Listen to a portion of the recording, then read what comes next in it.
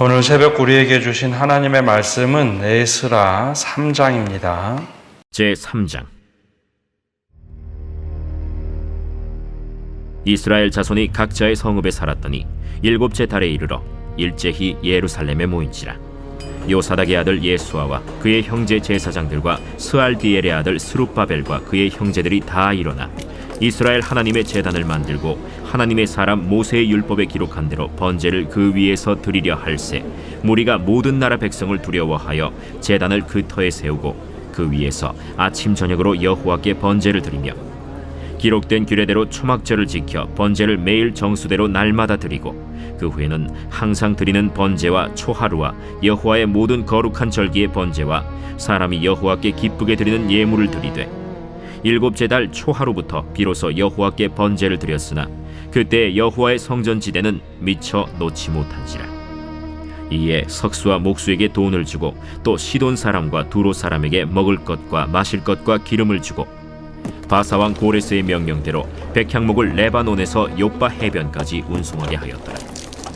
예루살렘에 있는 하나님의 성전에 이른 지 2년 둘째 달에 스알디엘의 아들 스룹바벨과 요사닥의 아들 예수아와 다른 형제 제사장들과 레위 사람들과 무릇 사로잡혔다가 예루살렘에 돌아온 자들이 공사를 시작하고 20세 이상의 레위 사람들을 세워 여호와의 성전 공사를 감독하게 하매 이에 예수아와 그의 아들들과 그의 형제들과 간미엘과 그의 아들들과 유다 자손과 헤나닷 자손과 그의 형제 레위 사람들이 일제히 일어나 하나님의 성전 일꾼들을 감독하니라.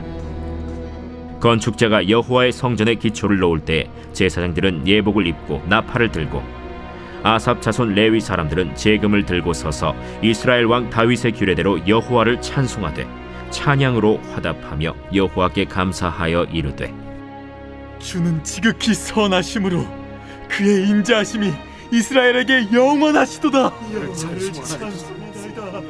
하니 모든 백성이 여호와의 성전 기초가 놓임을 보고 여호와를 찬송하며 큰 소리로 즐거이 부르며 제사장들과 레위 사람들과 나이 많은 족장들은 첫 성전을 보았으므로 이제 이 성전의 기초가 놓임을 보고 대성통곡하였으나 여러 사람은 기쁨으로 크게 함성을 지르니 백성이 크게 외치는 소리가 멀리 들리므로 즐거이 부르는 소리와 통곡하는 소리를 백성들이 분간하지 못하였더라. 오늘 새벽에도 하나님의 은혜와 평강이 함께 하시기를 바랍니다. 오늘 말씀은 드디어 이제 이 히브리인들이 예루살렘으로 돌아와서 이제 움직이기 시작하는 말씀이 나옵니다. 에스라 3장에는 특별히 이제 믿음이 상황이 흔들리는 가운데도 믿음을 어떻게 지켰는가 우리 이 모습을 좀 함께 살펴보고자 합니다. 여러분 그 고레스 왕, 즉 페르시아의 바사의 왕이 고레스가 칙령을 내려서 약 4만 2천 명 정도가 고향으로 돌아오죠. 근데 이것이 이제 모든 전체 숫자는 아닙니다. 내가 70년 동안 우리 가족들이 포로지이긴 하지만 이곳에 뿌리를 내려서 살기 때문에 고향으로 돌아가지 않겠다고 한 사람도 있었고 하나님의 말씀에 바로 반응해서 함께 꾸려서 나온 사람들이 4만 2천 명이 좀 더 넘습니다. 그때 이제 각 지파의 사람들 또 지역의 사람들 노예들 뭐 레위인 제사장 다 이제 각자 돌아와서 각 지역에 흩어져서 이제 살게 되죠. 근데 이게 참 어려운 시간입니다. 근데 일사천리로 모든 것이 이루어지는 것 같은데 오늘 말씀을 보면 그렇지만은 꼭 않았다라는 거죠. 1절에 보면 이렇게 시작합니다. 이스라엘 자손이 각자의 성읍에 살았더니 일곱째 달에 이르러 일제히 예루살렘에 모인지라. 처음에 이제 돌아오자마자 어떤 일을 한 것이 아니라 자신들이 어떤 고향에 살았는지 선조들이 어떤 고향에 살았는지 그 고향인 성읍에 각자 흩어져서 살다가 일곱째 달이 되었을 때 예루살렘에 모입니다. 이게 도대체 무슨 이야기인지 사실 이 문화를 알지 못하면 역사나 문화를 알지 못하면 이게 잘 이해가 되지 않습니다. 근데 히브리 달력으로 일곱째 달이라는 절기는 굉장히 중요한 절기입니다. 우리는 뭐 1월, 2월 그렇게 부르는데 일곱째 달이라고 하는 것은 7월을 말합니다. 근데 히브리 달력 7월은 새해를 말합니다. 그래서 7월 1일이 되면 나팔절이라고 해서 우리로 얘기하면 설날과 같습니다. 나팔을 부르면 우리가 보통 희년의 나팔 그런 이야기를 많이 들어봤는데요. 새해를 알리는 시간입니다. 그래서 이 히브리인들은 이 고향으로 돌아왔을 때 다른 절기에 모인 것이 아니라 한 2개월, 3개월 정도 각자 성읍에 흩어져서 이제 정착을 하다가 이 새해 첫날에 나팔들을 부를 때 그때 다 모인 거죠. 그리고 7월 10일이 되면 욤키푸르라고 해서 대속죄일을 지냅니다. 대속죄일이 되면 제사장이 처음으로 1년에 한 번 지성소에 들어가는 날이죠. 그리고 나서 이 7월 마지막 주가 되면 초막절을 지킵니다. 오늘 그 말씀의 1절부터 7절까지 나오는데 이 초막절을 지키는 그 모습이 나오죠. 이게 무슨 얘기일까요? 초막절은 6월절은 애굽에서 나오는 날이지만 초막절은 하나님께서 애굽에서 나와서 야 너희들 이제 내가 광야 생활하는데 내가 너희를 돌볼 거야 라고 했던 그 절기가 초막절입니다. 그러니 이제 이스라엘 백성들이 포로지에서 돌아오고 나서 이 새해 첫날 아주 의미 있는 시간에 예루살렘으로 다 모여서 그들이 이제 움직이기 시작했다라는 거죠. 그냥 막 어설프게 야 우리 한번 이때 해볼까가 아니라 철저하게 하나님께서 이스라엘 백성에게 허락하셨던 그 달력의 절기대로 그들이 모이기 시작했다라는 겁니다. 근데 2절과 3절에 보면 이제 어떻게 모였는지 야 우리 일어나서 좀 무엇인가 해보자 라고 했는데 사실 그들에겐 좀 두려움이 있었습니다. 3절에 그걸 고스란히 이렇게 기록해 놨는데요. 무리가 모든 나라 백성을 두려워하여 제단을 그 터에 세우고 그 위에서 아침 저녁으로 여호와께 번제를 드리며 이 초막절이 시작이 됐는데 실제로는 그들이 주변 상황 2, 3개월 동안 예루살렘에 있으면서 파악해보니 이 주변의 나라들이 너무 싫어하는 겁니다. 여러분 우리가 한번 상상해 볼 수 있는데요. 우리나라도 종종 세계 국제 평론가들이 그런 말을 하죠.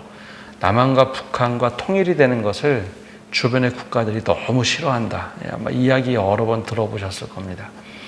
만약에 우리나라가 통일이 되면 얼마나 강력한 나라가 될런지 그들이 차라리 분단 국가로 남아있도록 하는 것이 더 좋겠다. 그래서 이제 주변 강대국들이 우리나라와 북한이 통일되는 것을 사실 원하지 않는다라는 국제 평론가들의 이야기를 참 많이 우린 듣습니다. 근데 이와 마찬가지로 여러분 포로로 끌려간 지 70년 된 이 나라가 망했는데 고향에 들어와서 성전을 짓겠다. 완전히 회파된 성전을 다시 짓겠다. 이건 주변의 나라들이 너무 싫은 겁니다. 아무리 페르시아의 지배를 받고 있고 노예들이 와서 고향으로 왔다고 해서 그들이 성전을 짓는다? 이건 주변의 나라들이 깜짝 놀랄 만한 일입니다. 더군다나 이 지역은 사마리아에 이미 거주한 수많은 민족들이 있고 족속들이 있는데 예루살렘에다가 성전을 짓는다? 너무 싫은 거죠. 그래서 이 주변에서 계속해서 방해 공작이 들어옵니다. 예루살렘에 돌아온 유대인들도 이걸 모를까요? 그래서 굉장히 그들이 반대한다는 것을 알고 있기 때문에 고향으로 돌아온 4만 2천 명, 많게는 4만 6천 명 정도 되는 사람들이 주변의 시선을 모를 리가 없죠. 그러면 여러분 상식적으로 제일 먼저 뭐를 해야 될까요? 주변에 있는 족속들이 있고 민족들이 있고 나라들이 있습니다. 그들이 성전 짓는 것을 정말 반대하고 호시탐탐 노리고 있다면 여러분 제일 먼저 뭘 해야 될까요? 상식적으로는 성벽을 쌓는 게 상식입니다. 성벽을 쌓고 방어를 해야죠. 근데 하나님께서 이들을 고향으로 70년 만에 돌아오게 하겠다. 예레미야의 예언이 그대로 이루어졌을 때 그들은 제일 먼저 한 것이 3절에 나오는 것처럼 주변의 민족들이 너무 두려운데 제일 먼저 한 것은 그 터 위에, 그 터가 어딜까요? 예루살렘 성전이 무너져 있는 그 성전 터 위에서 성전 터에 제단을 세우고, 미약하지만은 하나님께 예배할 제단을 세우고 그 위에서 아침 저녁으로 여호와께 번제를 드리기 시작합니다. 이게 이제 고향으로 돌아왔던 유대인들의 믿음이었습니다. 상식적으로는 제일 먼저 성벽을 짓고 방어 체계를 세우고, 야, 저들이 언제 쳐들어올지 모르는데 그걸 해야 될 것 같은데, 그거 먼저 한 것이 아니라 하나님 앞에 제일 먼저 이 초막절 절기를 지키기 위한 번제를 드리기 시작했다라는 거죠.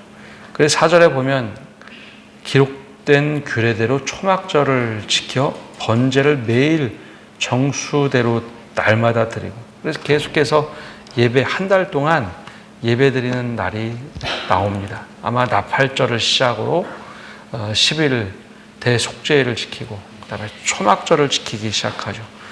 근데 6절 마지막 절을 보면 그렇게 하면서도 여호와의 성전 지대는 미처 놓지 못한지라. 이제 고향에 와서 제일 먼저 한 것은 하나님께 예배는 드리는데 성전 토대를 제대로 마련하지는 못하고 하나님 앞에 제단을 쌓고 예배를 드렸더라. 이게 무슨 의미일까요? 우리가 이제 신앙생활 하면서 가장 중요한 것은 하나님과의 관계입니다. 다른 무엇보다도 하나님과의 관계. 내 삶에 막 두려움이 있고 어려움이 있고 힘듦이 있을 때 우리가 하나님 앞에서 예배를 정말 온전히 드리고 있는가? 영적 제단을 제대로 쌓고 있는가? 이것을 에스라서는 우리에게 역사를 통해서 질문을 던집니다. 다른 행사도 좋고 다른 수고도 좋은데 제일 중요한 것, 내가 그 무너진 예배를 회복하고 있는가? 그게 하나님과 관계에서 제일 중요하다라는 것이죠. 그래서 이들이 초막절을 정말 온전히 지킵니다. 하나님 앞에 와서 성전을 짓기 전에 제일 먼저 한 것은 예배였다라는 거죠. 그 다음에 7절에 보면 거룩한 사명을 이루기 위해서 그들이 어떤 일을 하고 있는가라는 것을 보여줍니다. 7절에 보면 이에 석수와 목수에게 돈을 주고 또 시돈 사람과 도로 사람에게 먹을 것과 마실 것과 기름을 주고 바사왕 고레스의 명령대로 백향목을 레바논에서 요빠 해변까지 운송하게 하였더라. 여러분, 이 7절 한 절에 굉장히 많은 것을 담고 있는데요. 그냥 보면 성전을 지으려고 하는구나 라고 생각할 수 있겠지만, 여러분, 이 말씀은 성전을 처음에 어떻게 졌는지를 그들이 다 기억하고 있다가 성전 재건하기 위해서 준비했다라는 겁니다. 여러분, 솔로몬이 성전을 지을 때, 그리고 다윗이 내 아들이 성전을 짓도록 준비할 때 어떤 일을 했는지 열왕기 말씀을 쭉 우리가 기억해 보면 그들이 한 것이 있습니다. 철저하게 최고의 것을 드리려고 하죠. 그래서 다윗은, 그리고 솔로몬은 이 성전 지을 때 다른 나무를 쓰지 않고 레바논의 백향목을 가져다 씁니다. 또 두로와 시돈에서 석재를 가져다가 쓰죠. 근데 이 히브리인들이 지금도 노예 상태이지만 고향으로 돌아와서 성전을 지을 때 솔로몬이 지은 성전과 똑같은 재료를 쓰고자 노력했다는 거죠. 그리고 석수와 목수에게 돈을 주었다라고 하는 것, 이것도 되게 중요한데요. 다윗이 성전을 지을 때 그냥 우리 이스라엘, 그 당시에 이제 통일 이스라엘이 굉장히 강력한 나라였는데 힘이 세다고 노략물, 탈취한 것으로 성전을 짓지 않습니다.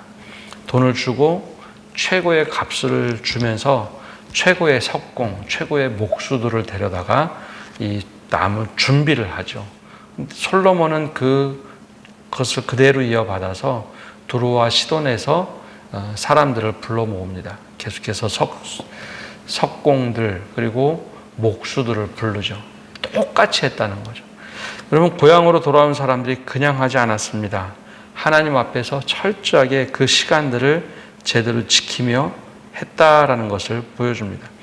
그래서 8절 상반절에 보면 이렇게 기록되어 있습니다.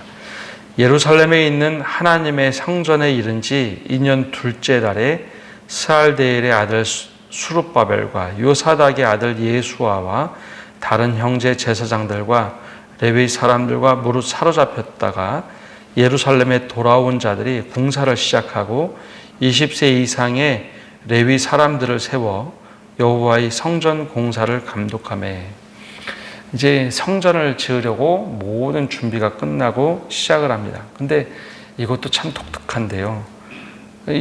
아까 우리가 말씀을 보면 일곱째 달, 첫 번째 해 일곱째 달에 예배를 드리고 초막절을 지켰으면 바로 이어서 석수와 목수가 준비됐다면 바로 지으면 될 것 같은데 그렇게 하지 않습니다. 2년 둘째 달까지 모든 재료를 준비하는 것까지 기다리죠. 근데 이게 도대체 무슨 의미일까? 여러분, 이 믿음을 지킨다는 것은 특별히 이제 구약 시대에는 철저하게 하나님께서 명령하신 대로 하는 것을 제일 중요한 믿음의 가치를 생각을 했습니다. 열왕기상 6장 1절을 보면 솔로몬이 하나님께 성전을 짓게 되느냐? 열왕기상 6장 1절 보면 이렇게 기록되어 있습니다. 이스라엘 자손이 애굽 땅에서 나온 지 480년이요 솔로몬이 이스라엘 왕이 된 지 4년 둘째 달 곧 15월에 솔로몬이 여호와를 위하여 성전 건축을 시작하더라. 둘째 달, 이 달을 똑같이 맞춘 겁니다.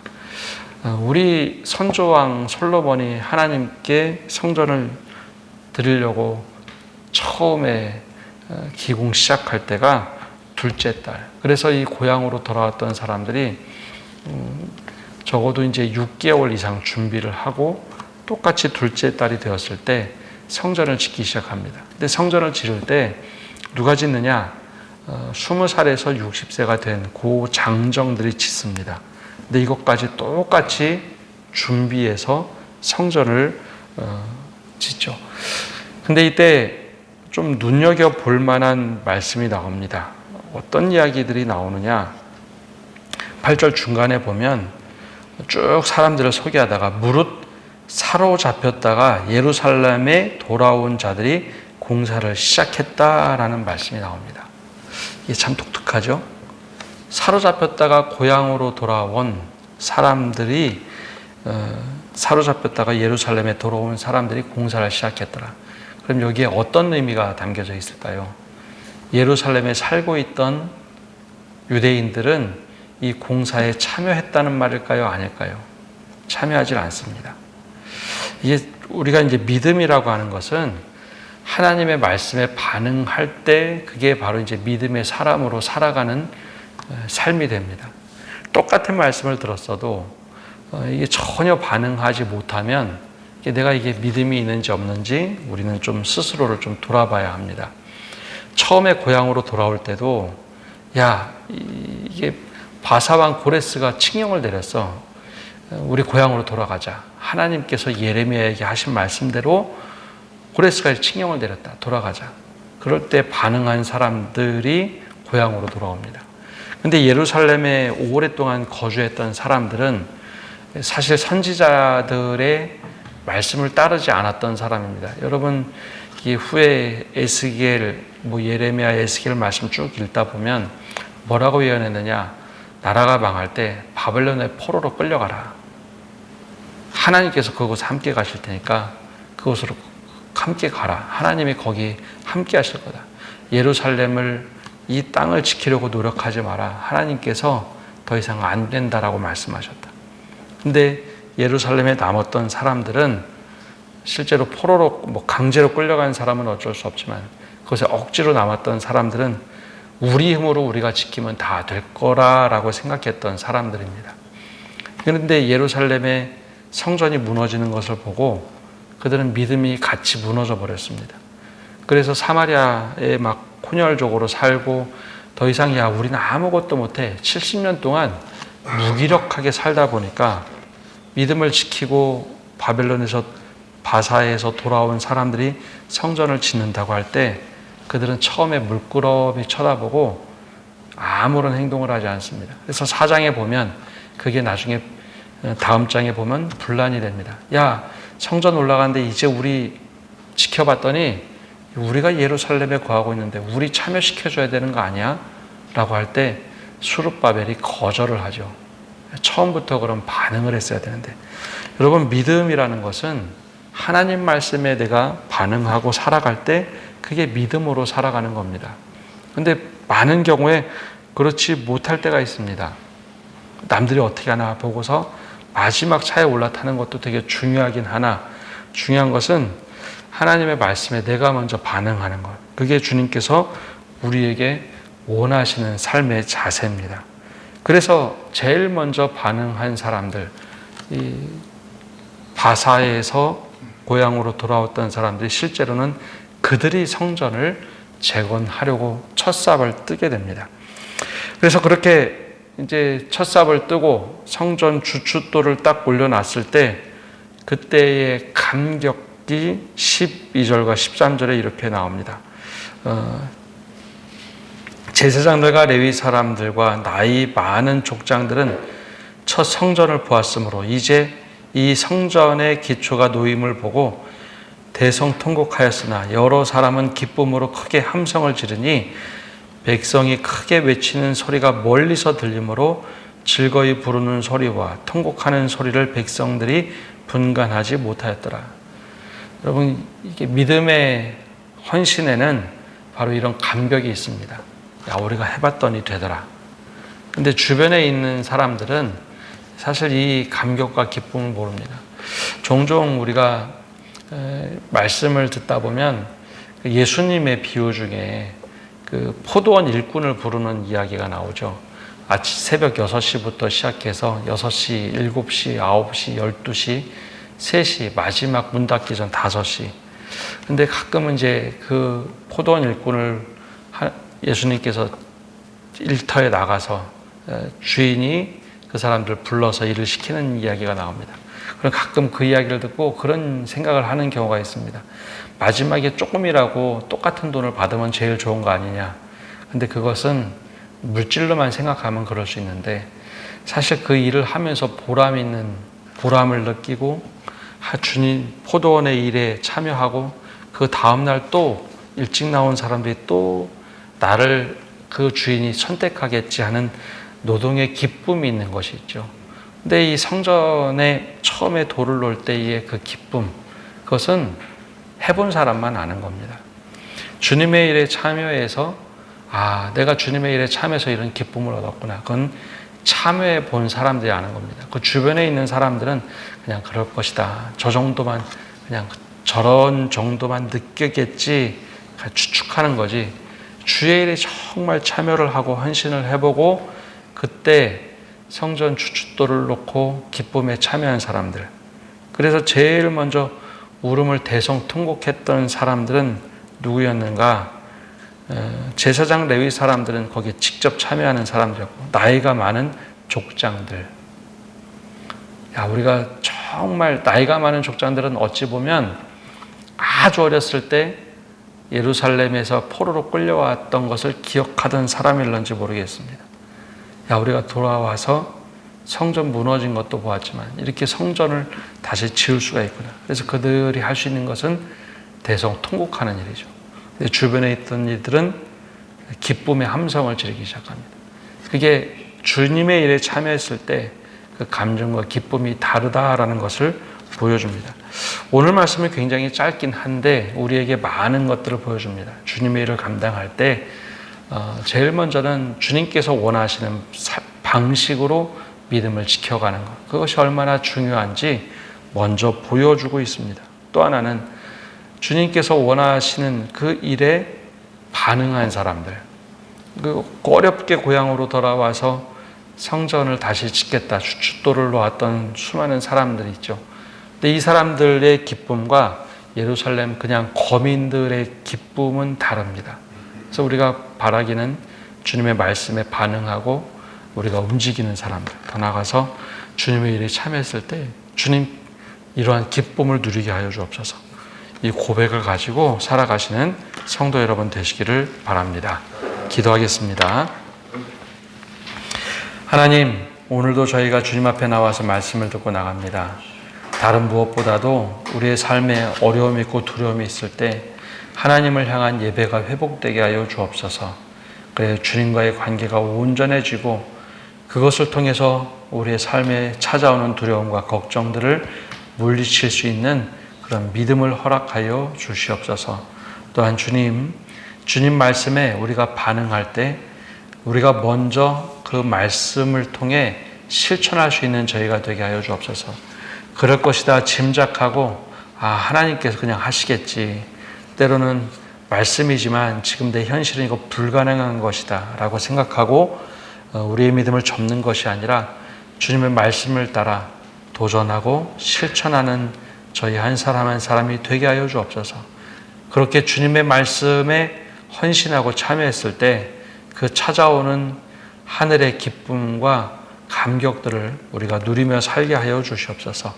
특별히 성전을 다시 회복하고자 모였던 사람들의 그 기쁨과 감격, 우리에게 동일한 은혜를 허락하여 주시고 그 기쁨과 감격이 우리의 멈추는 것이 아니라 다음 세대로 흘러갈 수 있도록 은혜 내려 주옵소서. 예수님의 이름으로 기도합니다. 아멘.